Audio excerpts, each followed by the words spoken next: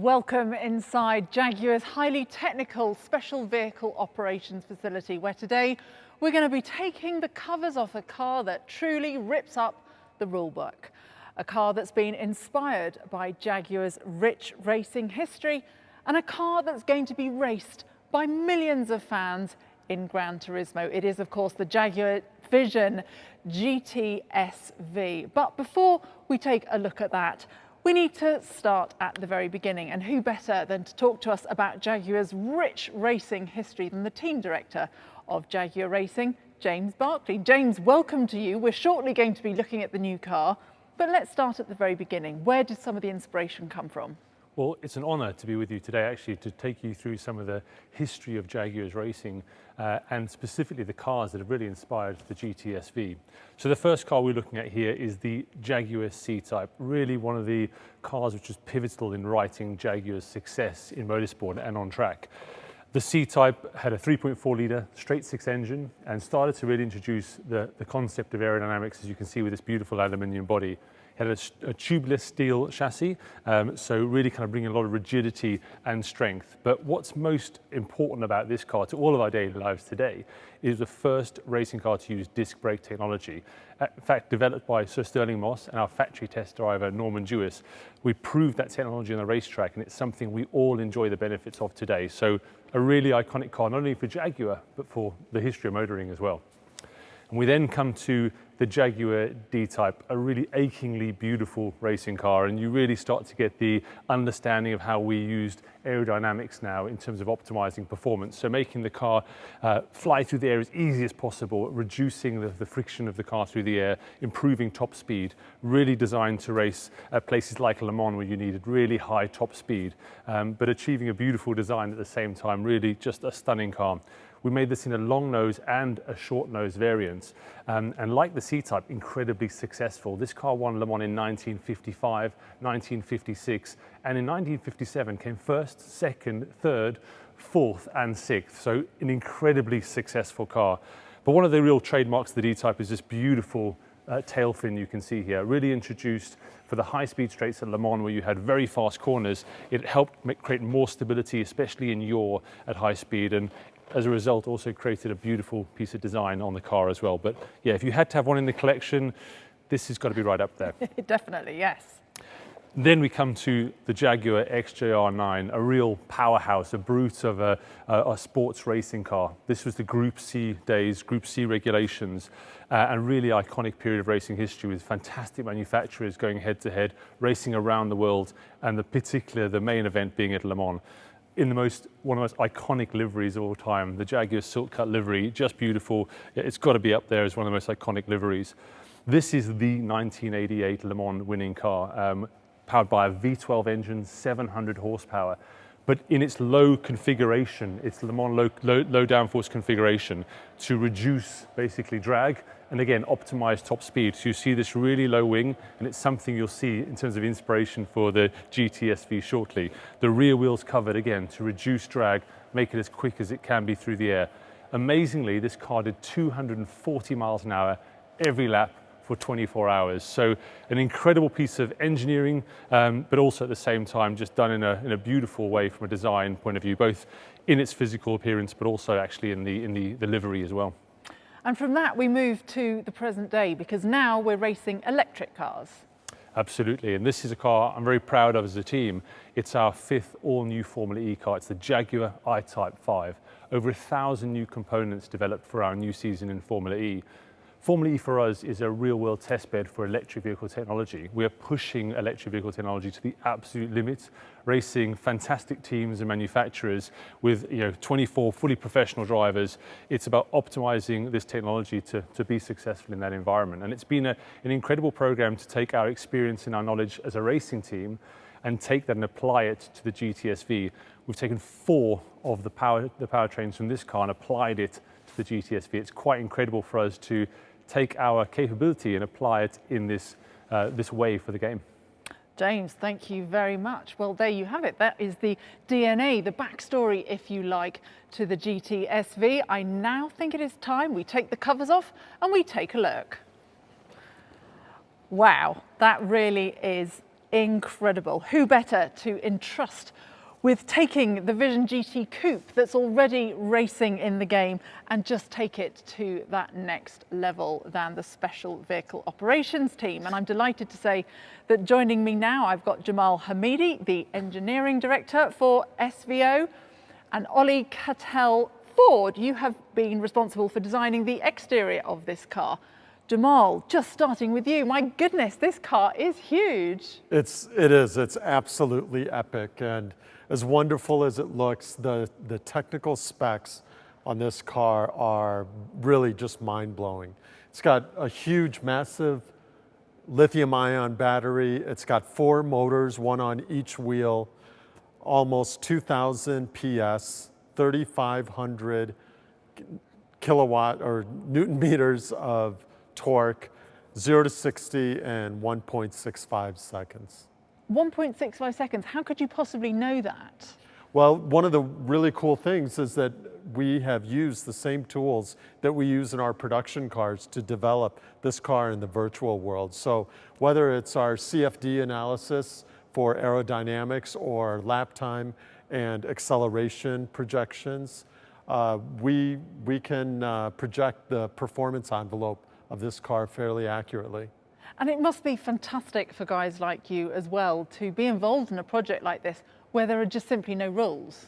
There's no budgets, there's no racing regulations. It's a dream, and you know, you're really only limited by the creativity inside your brain. And talking of creativity, Ollie, wow, I mean, you have designed an absolute stunning car here. I mean, where did you start with a project like this? Yeah, thank you, Amanda. Obviously, it's a massive team effort to create something like this. And the starting point for this car was the Gran Turismo Vision Coupé that we released last Christmas sort of time. And we just, the first thing we did when that car came out was just play it for hours and hours, probably way too long actually, and really get a feel for how the car turned out in the game. And from that, the car came out. It was launched, and we saw this amazing content created by the gamers. So we had these YouTube videos reviewing this, our last car. And we took all of this, all these learnings, all this feedback, and we wanted to create something even better. And so this is it. This is our endurance race car. And so the key to making this happen, to create this amazing aerodynamics package, was really to get the SV guys on board. And do what they do best and make this work in the real world as well as the virtual world. Now, I mean, it's a stunning piece of work, but we can't talk about what the car looks like without mentioning this absolutely enormous rear wing. Yeah, I mean, that's it. That's the first thing you notice from the last car is this big rear wing. And we love this design theme that my colleague Julio created. And it's the idea that you have the sculpture from the body side of the car runs through to the aerodynamics package. And so we took that and we worked with the SV team to actually get these real world aerodynamic sections and make it really work. It looks absolutely incredible, and the livery as well is beautiful. It's a sort of circuit board, is it? Yeah, so obviously we're so inspired by our Formula E and electric racing series. And so we really want to celebrate that with this sort of electric circuit board livery. And at the same time, it has these links to our heritage. So we have the dates dotted around the car. They're actually the dates that our heritage race cars came out. Oh, okay. So that carries on all the way through the car, I guess, to the front as well? Yeah, and throughout the car, we've linked our heritage into it. So the front fenders, for instance, they really reference the shapes that we had on our C-Type Jaguar.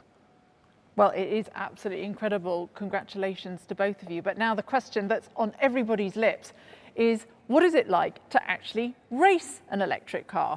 Well, I'm delighted to say that I have the man here to tell me. Sam Bird. Sam, welcome. Now, you have just recently joined Jaguar Racing, and this is going to be your car this year. You've been involved with Formula E since the very beginning. What's it like to race an electric car? Hi, Amanda. Firstly, I'd like to take the time to congratulate the guys here because they've created an absolute beast. It looks absolutely incredible, guys. Well done. To drive a Formula E car is challenging, exciting, fast. Handling 250 kilowatts underneath my right foot certainly takes a lot of skill, especially on the fact that we're only racing on city circuits. 250 kilowatts, you've got one motor, you've got 4 motors in that. Yeah, one on each axle. That's going to be a serious challenge for everybody playing on Gran Turismo. This car is going to be an absolute beast in a straight line, and I can't wait to see what it's like in the game. But you're not unused to trialling new things, new technologies in your race car, are you? What's quite exciting actually, Amanda, is that there's technology already coming from the I-Type 5 and going into the virtual world in the game. There's a fiber called Type Fiber that we've used in my race seat for this season that is actually used in this car as well, which is really, really exciting. The fact that Jaguar is using, real life and going to futuristic projects. Now, we've just heard about how this car, they can simulate just how fast this is going to be. You're very used to using simulators in the world of racing. I mean, it wasn't that long ago that drivers were actually using Gran Turismo to learn circuits that they would soon be racing at.